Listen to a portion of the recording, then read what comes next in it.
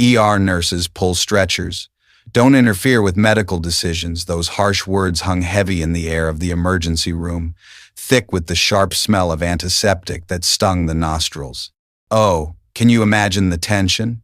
The petite nurse with her long brown hair tied low in a simple ponytail silently changed her gloves, her movements steady despite the chaos swirling around her.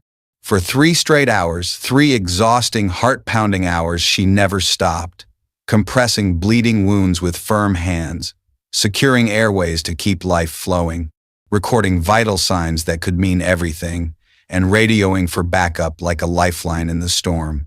When the clock finally struck 3 o'clock, the entire hospital fell eerily silent at that one brief, unbelievable announcement.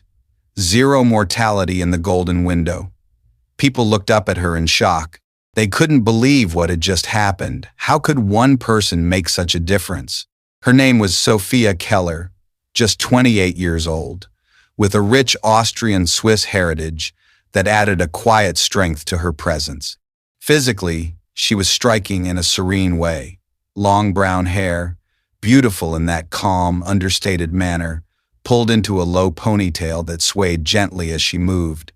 Pale gray eyes that seemed to see right through the panic. Soft cheekbones framing her determined face. A small frame but with a strong back and shoulders honed from years of pulling heavy stretchers through crowded halls. Her uniform was simple yet telling, faded blue scrubs that had seen countless shifts, worn medical clogs that echoed softly on the tile floors. A luminous stopwatch ticking away on her left wrist like a constant reminder of time's urgency, and her chest pocket bulging with essentials, a pen light for quick checks, Mayo scissors ready for action, and pressure bandages that could stem the tide of blood. Her demeanor? Quick, precise, and oh so quiet. She spoke little, but when she did, it cut through the noise. She looked directly at people with those piercing eyes, and she walked with an even rhythm, almost like she was counting pulse beats in her very steps. What a remarkable woman.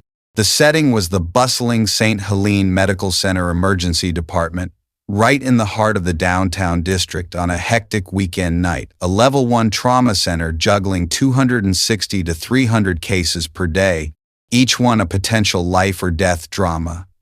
The hospital was on the brink of implementing a surge capacity plan, but training hadn't been completed yet, leaving everyone a bit on edge. And to top it off, the central oxygen system was undergoing light maintenance. Talk about bad timing. How did others see Sophia initially? A resident frowned deeply, snapping, "Keller, remember to pull stretchers. Don't freelance triage decisions." An older coordinator chimed in sternly, "You're fast, but lab work and diagnosis are doctor responsibilities." And a nurse aide joked half seriously, "Playing hero again today?" Oh, the underestimation, it must have stung, but she pressed on. How did Sophia work? It was all in the small things no one ever scored or noticed, those tiny acts that built a foundation of readiness. For every new patient rolling in, she counted respirations before even taking blood pressure. Why rush when accuracy saves lives? She applied clear, large triage color tags. Red for critical, yellow for urgent, green for stable, black for the unthinkable. Each patient got a small paper slip with the exact time of first intervention, a simple note that could prove invaluable later. She changed penlight batteries without fail, checked backup oxygen valves to ensure they wouldn't falter, and prepared NPA and OPA airway kits just in case. On a typical evening that set the stage for what was to come, the ER floor received a flurry of cases: a brutal motorcycle accident, a severe asthma attack that left someone gasping, a painful stairway fall that twisted limbs unnaturally. Yet she maintained order through her calm voice, guiding everyone like a beacon. "Sir, keep pressure on that bandage, hold it tight. Ma'am, count with me. 1, 2, 3, breathe steady now. Please, squeeze the bag slowly, we've got this." But a resident sighed in frustration. "Stay in your nursing role, that's enough." Then came the moment of public dismissal at the end of the hallway. A young doctor muttered sharply, Nurses pull stretchers. Don't give directions in front of patients. Sophia nodded gently, her voice soft but unwavering. Yes, sir. When the airway is secure, I'll step back immediately. How gracious in the face of dismissal. At her core character, Sophia didn't fight for credit. Oh no, that wasn't her style at all. She believed keeping airways open was as crucial as keeping the entire room calm, preventing panic from spreading like wildfire. To her, time was the most precious unit imaginable. Every single second could be traded for a life, a heartbeat, a future. What a profound way to view the world. Her unusual technical habits set her apart. She read aloud the ABC's airway, breathing, circulation to get the whole team in rhythm, syncing their efforts like a well-oiled machine. For each case, she started her stopwatch, the very moment she touched the patient's bed, then wrote 3 vital numbers on her wrist. Pulse, respirations, SpO2, inking her skin as a living record. One detail everyone thought was mere superstition. Before starting each shift, Sophia smoothed a small piece of medical tape in her shirt pocket. On it, written in faded pencil, breathe, bleed, believe. It was her personal reminder to breathe deeply amid the frenzy, look directly at wounds without flinching, and trust the team around her. How touching, that quiet ritual. Daily moments revealed her deeper knowledge in subtle ways. She could predict which patients would crash just by listening to their breathing patterns from across the room. Can you imagine having that kind of intuition? Her equipment was always arranged not just for medical efficiency but for rapid deployment during utter chaos. Everything at her fingertips. She knew backup procedures for every system in the ER, procedures that weren't officially taught but came from hard-won experience in places where backup systems had failed disastrously, leaving lessons etched in her memory. The other staff saw only routine nursing care. They didn't see the constant, tireless preparation for the moment when seconds would matter more than any protocols. Oh, the unseen dedication. Her colleagues respected her work ethic immensely but dismissed her broader capabilities all too easily. To them, she was just an ER nurse, someone to be protected and directed rather than consulted and relied upon. How short-sighted, when she held so much wisdom. End of Act 1. Authentic human mark. After shift handover, Sophia removed the old medical tape, replaced it with a new piece but copied the same 3 words in her own neat handwriting. Breathe, bleed, believe. She folded it in half carefully, tucked it into her left shirt pocket like a treasured secret, then walked out to meet the next shift with renewed resolve. That piece of medical tape in her left shirt pocket, handwritten and heartfelt, was something Sophia replaced each shift like a personal oath, a vow to herself and those she saved. At 012, the hospital IT system reported a widespread failure, threatening a switch to paper protocols, disaster looming. By 020, the area power grid fluctuated wildly, ER lights flickered ominously, and IV pumps warned of low battery with urgent beeps.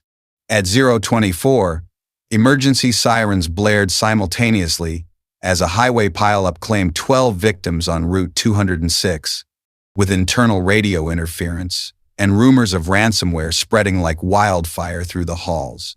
By 030, the ER officially declared code black. System downtime plus mass casualty surge. What a nightmare unfolding. Initial chaos reflexes kicked in. A resident shouted, "Who's doing triage?"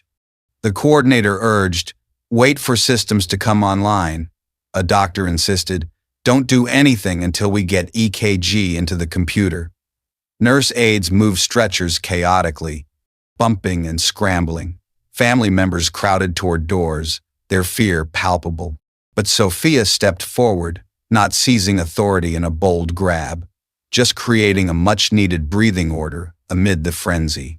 She placed a whiteboard right in the center of the hall, writing in large, bold letters, ABC's Start Jump, Start 2 disaster triage scales for adults and children. She handed markers and triage tags to each staff member, saying firmly, Whoever's closest to a victim does initial classification. Let's move.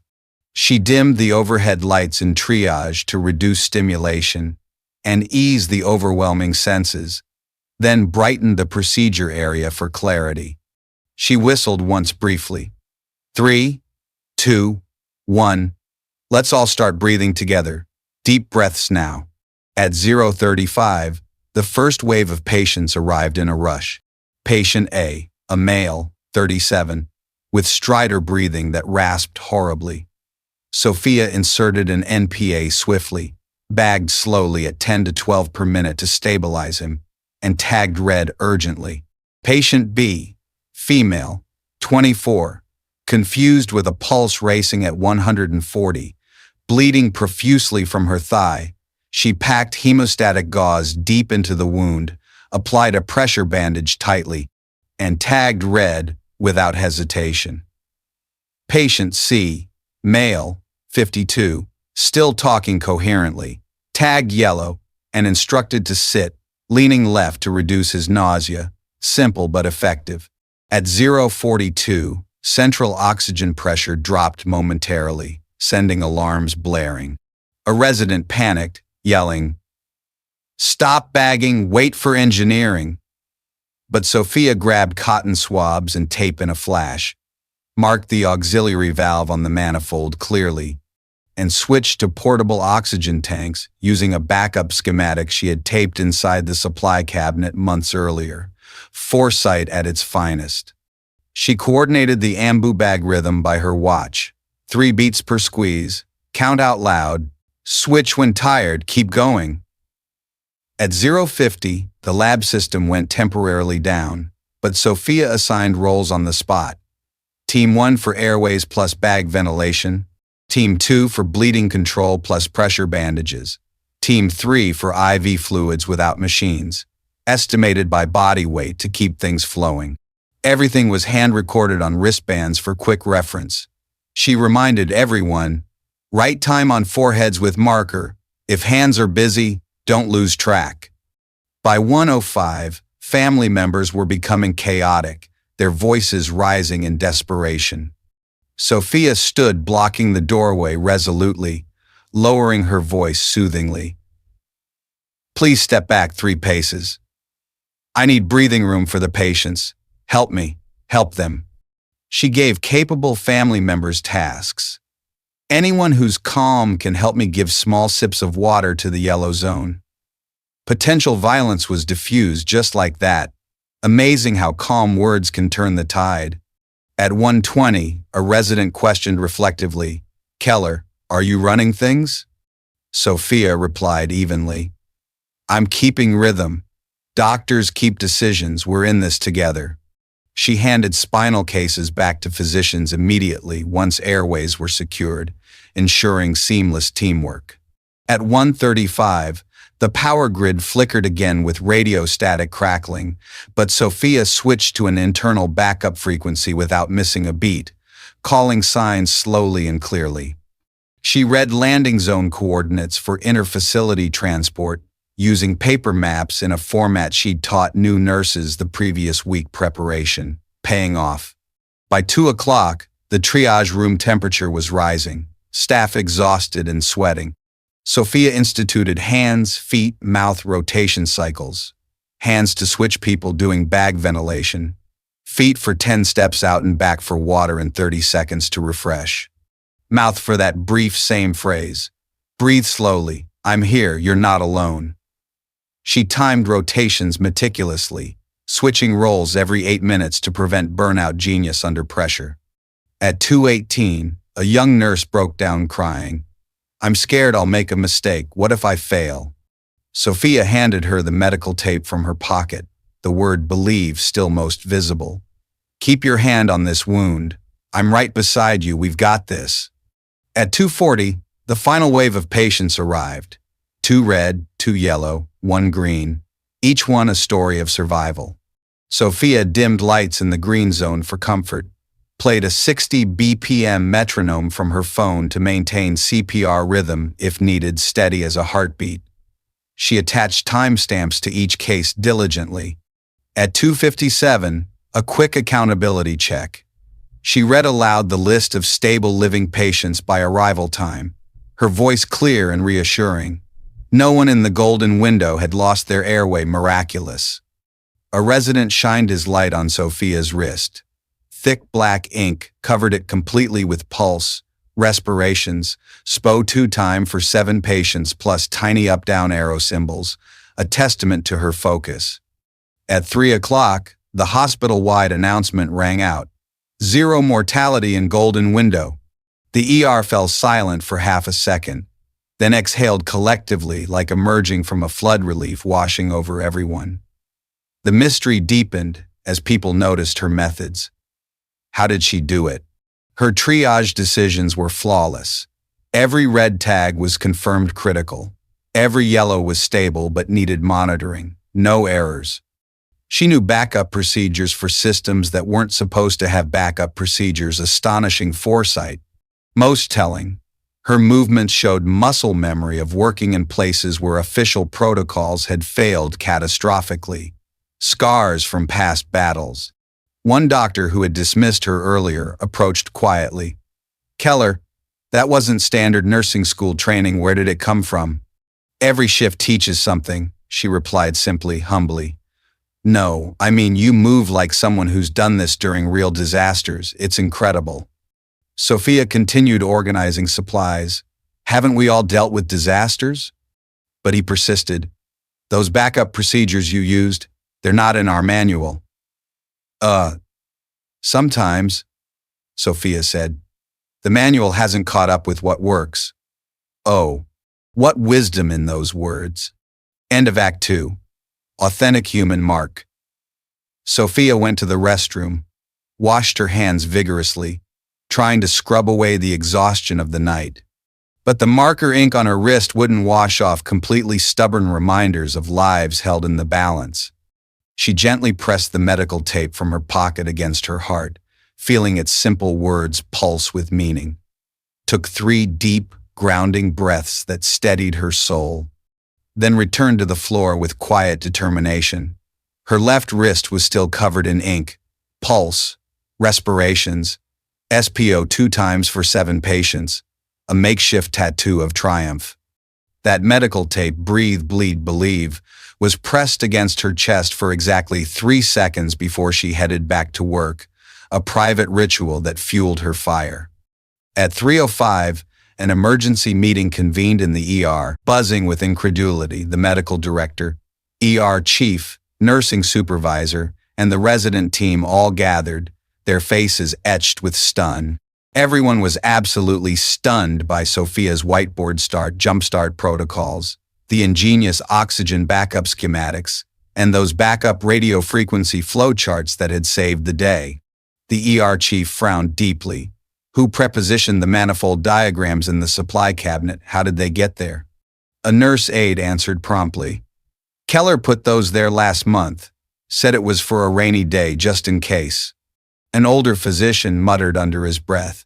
This scenario looks exactly like K9 Delta from the surge plan we shelved 3 years ago. Uncanny. The medical director turned sharply. K9 Delta.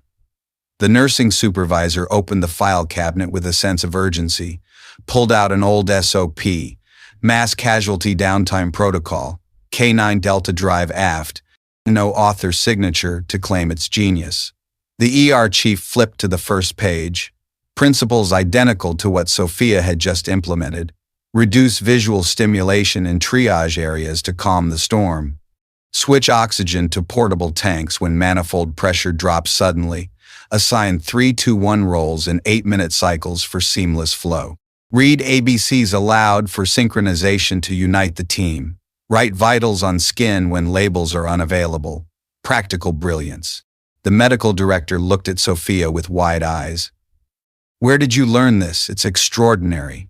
Sophia smiled quietly, her eyes calm and unwavering. In places where radio silence lasted a long time before anyone answered, leaving you to improvise. I used to coordinate surge response for a disaster medical advisory group off the books, hidden from the spotlight. When the project ended, the draft was filed away, gathering dust. The ER chief blinked in disbelief. You're the author of K9 Delta A, aren't you? Sophia shook her head gently, humbly. I just wrote the draft. Many people taught me first, sharing their hard lessons. I recorded it so the people who came after wouldn't get lost in the chaos. The resident who had been dismissive earlier flushed red with regret. If not for Keller. The sentence hung unfinished, heavy with unspoken gratitude. The medical director requested immediate hot data analysis, diving into the numbers. 12 victims, 0 deaths in the first 180 minutes. What a victory. 2 airway placements that saved lives without a hitch. 3 bleeding controls effective and swift, all with accurate timestamps that tracked every critical moment. Radio frequency switches without a single error. Oxygen maintained via portable tanks without SPO. 2 dropping below 90% for more than 2 minutes. In any case, flawless execution. Then came a small but touching moment that melted hearts. Patient B, the 4-year-old female, was transferred from ICU just to thank them for saving her leg. She trembling held Sophia's hand tightly. I heard them say 0 mortality. It gave me hope. I don't know what K9 Delta means. I just know you touched my shoulder and said, I'm here, and that made all the difference. The ER chief turned to the director with resolve.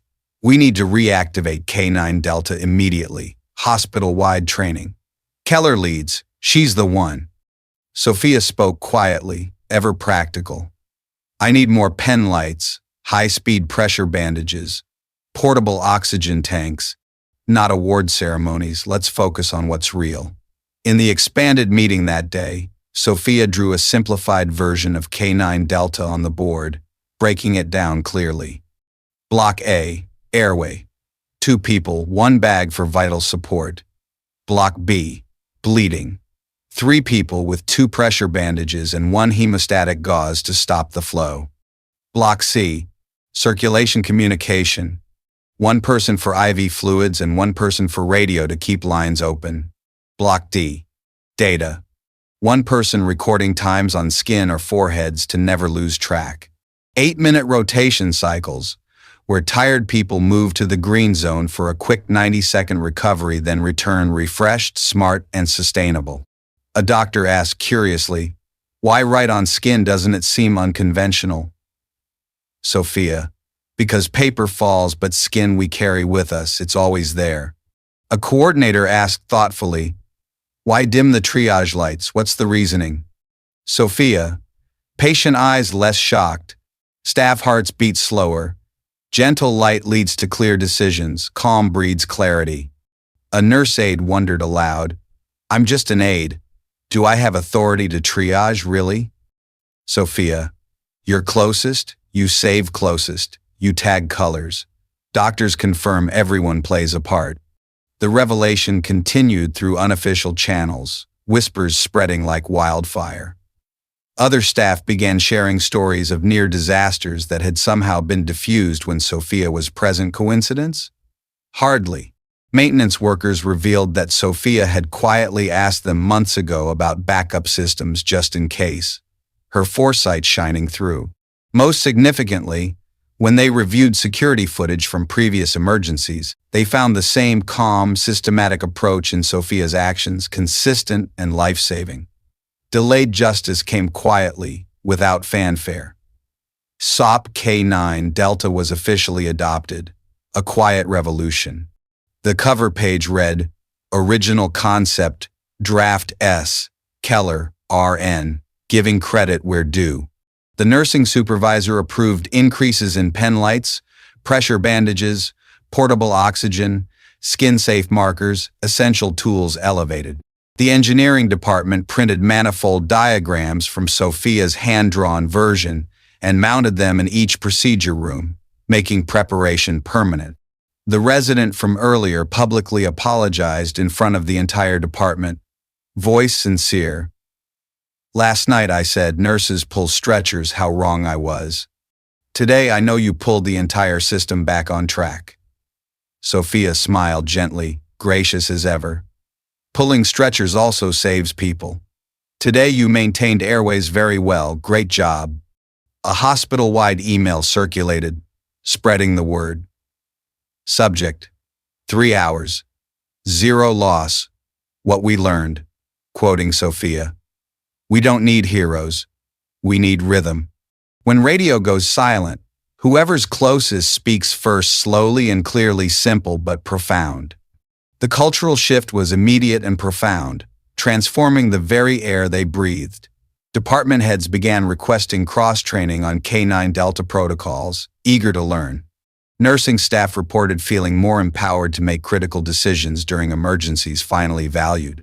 Most importantly, the dismissive attitude toward just nurses was replaced by recognition of their unique and valuable expertise about time. A week later, a letter arrived from the state health department, official and exciting. St. Helens zero mortality incident during system failure has been flagged for positive review. Request permission to study your protocols for statewide implementation. Impressive. Sophia's response was characteristically practical. Study the team. I was just one person keeping time, it's collective effort.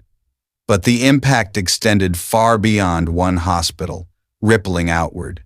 Other emergency departments began implementing modified versions of the K9 Delta protocol, adapting it to their needs.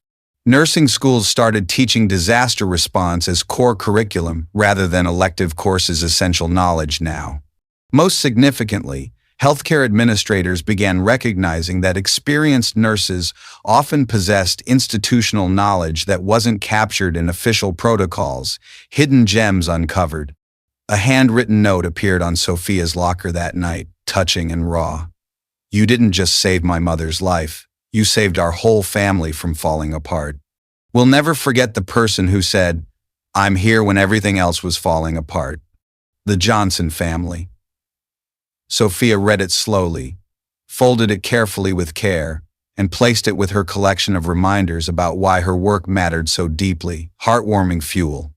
The recognition she valued most came from her colleagues, no longer just an ER nurse, but the nurse who sees what's coming before it hits, no longer pulls stretchers, but the one who keeps us all moving in the right direction with grace. Most importantly, no longer someone to be protected, but someone whose judgment could be trusted when everything else failed. True respect. Type I owe a debt if someone once kept rhythm so you or a loved one could get home safely, don't we all? 1 week later, St. Helen changed in ways without fanfare, subtle yet powerful. Shift briefings began with 1 minute of synchronized breathing to a 60 BPM metronome, setting a calm tone. Whiteboards in the ER always displayed start-jumpstart protocols, ready at a glance. Portable oxygen racks were prepositioned at both ends of hallways, valves color-coded according to Sophia's schematics, efficient and life-ready. Hospital-wide K9 Delta training led by Sophia with ER physicians, hands-on and inspiring. Exercise 1. Speak slowly to be heard, place 70 decibel background noise, and require radio calls to be slow and clear. Practice makes perfect. Exercise 2. Silent tears simulate panicked family members. Practice gentle blocking technique plus dimmed lights, plus, please step back 3 paces. I need breathing room, compassion and action. Exercise 3. Ink on skin. Each person writes pulse respirations, SPO, 2 on a mannequin's left wrist, records time on forehead, realistic and vital.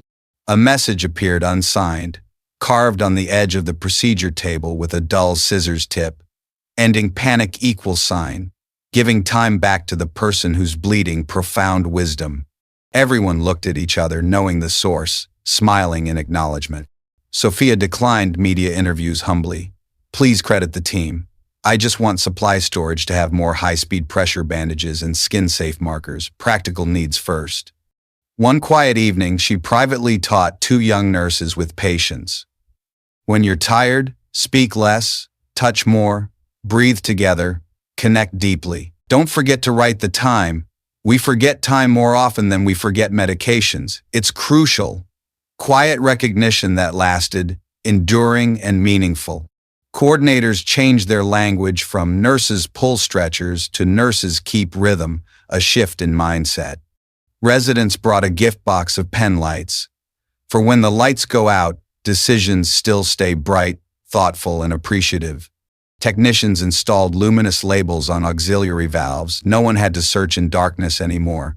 Safety illuminated. The transformation spread beyond emergency medicine, inspiring change everywhere.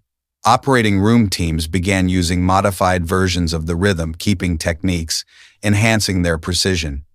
ICU staff implemented the 8-minute rotation cycles to prevent burnout during crisis situations, sustainable care. Even administrative departments started using the 3-2-1 breathing technique before high-stress meetings, easing tensions. Personal changes multiplied throughout the hospital, touching lives. Young staff members began applying the breathing technique to other high-pressure situations. Difficult family meetings full of emotion, code blue responses that raced the heart, end-of-life care discussions heavy with sorrow. Veteran professionals discovered that the systematic approach helped them maintain clarity during the chaos that had always been part of healthcare revelatory. Most importantly, everyone learned that preventing panic felt better than managing panic after it started. Proactive peace. A visiting administrator from another hospital system noticed the difference immediately. Your staff moves differently, more coordinated. What changed to make it so? The ER chief explained proudly. We learned that the best emergency is the one that stays controlled thanks to rhythm. One evening, a young resident approached Sophia during equipment check, eager. Sophia, I'm starting at a rural hospital next month. Can you teach me that breathing technique, please? Which technique specifically? The one where you help everyone stay calm instead of adding to the chaos. It's game-changing. Another conversation by the medication room. An experienced charge nurse watched Sophia organize supplies with admiration. You know what I realized about your method? What's that? It's not really about managing emergencies. It's about preventing the panic that makes emergencies worse. Brilliant. Sophia paused in her work. Exactly. We intervene in the system, not just the crisis. So, when you use the 3-second breathing pause, you're not just managing stress, you're preventing it from spreading. Now you understand the difference deeply. End of Act 4. Image in the hallway, soft lighting casting a gentle glow. Sophia walked past the whiteboard, paused for 1 second to reread ABCs, absorbing their essence. She didn't sign her name under the K9 Delta plan posted nearby, just drew a small arrow from the word breathing to the word believing, symbolic and subtle. I will live kindly if you believe one calm breath can save more people than 100 panic shouts. How true. Those 3 uninterrupted hours that night weren't about creating legends. They were about fixing habits, from waiting for systems to using what's available right now. From waiting for orders to keeping rhythm for each other in solidarity. People retell zero mortality like a miracle, awe in their voices. In Sophia's eyes, it was a team finding each other in the darkness, united at last. Lessons extending beyond the ER, reaching into everyday life. On construction sites, before shouting commands, count 3 beats, then give directions other people's ears will open, listening truly. In classrooms, before punishment, ask for the actual time. Things happened. Truth rarely falls outside the timeline, revealing honesty. At home, before arguing heats up, dim the lights, sit lower, speak slower. Sometimes adjusting lighting is a way of adjusting hearts, softening conflicts. The small things that create big days. Pen lights used to check pupils, but also to draw gentle boundaries between panic and decisions. Versatile tools. Ink on skin isn't pretty, but it doesn't fall. Correct times written in the right place preserve lives. Etching hope. Whiteboards aren't fancy, but when residents, attending physicians, and nurses all look at one board, everyone moves to the same rhythm, harmony and action. Message to those once told just a nurse: listen up. Just a nurse means being present in the first second, when everyone else is still searching for meaning amid confusion. Just a nurse means catching other people's fear and placing it gently on the proper shelf, easing burdens. Just a nurse means changing. Please wait until I'm here. Immediate comfort. The deeper truth about being just a nurse. It's not about having special powers or unique training. It's about developing the awareness to recognize when systems are failing and the courage to become the backup system yourself, heroic in humility.